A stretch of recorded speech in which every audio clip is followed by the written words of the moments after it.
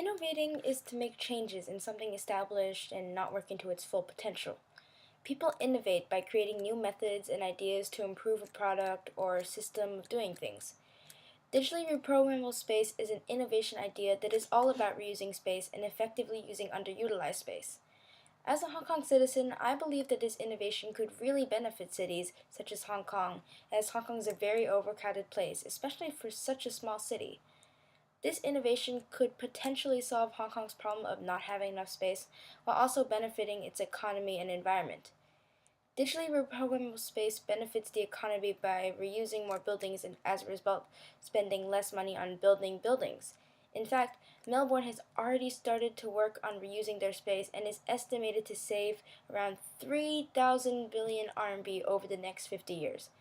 This innovation also benefits the environment by saving energy, turning vacant land into green spaces, and dumps into destinations. The first way this innovation benefits the environment is evident. Less construction of new buildings leads to making the city less polluted. Another example of how this innovation helps the environment is by reusing landfill space, or any underutilized space, and turning it into green spaces such as parks. As a matter of fact, New York has already started working on remodeling a dump into a park, which is a much more effective use of the 22 square kilometers of space that would otherwise be full of trash. At the end of the day, the main result of this innovation will have is in the amount of space it saves throughout the entire city. Just in Melbourne, reusing space has already saved around 5 square kilometers of space for parks and gardens. Saving and reusing space is going to be increasingly beneficial to a city, especially as the urban population is expected to go from 4 billion to 7 billion over the next 30 years. This innovation does so much to improve the well-being of a city. Just imagine what Hong Kong, or any city, might look like if this innovation was implemented. Digitally reprogrammable space really improves urban life around the globe with its sustainable solutions to infrastructure problems.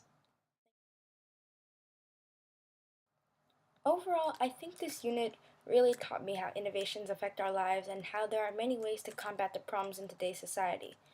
To me, the most interesting part was the investigation process because at first I couldn't find any real life examples of when they implemented this innovation in the real world, making it really hard to find real life data to put into my video.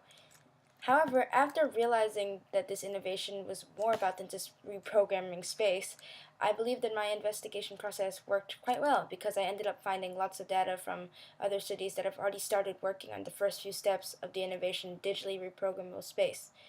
I also enjoyed the note-taking process because it was really useful and helped me support the fact that, that digitally reprogrammable space improves the quality of life.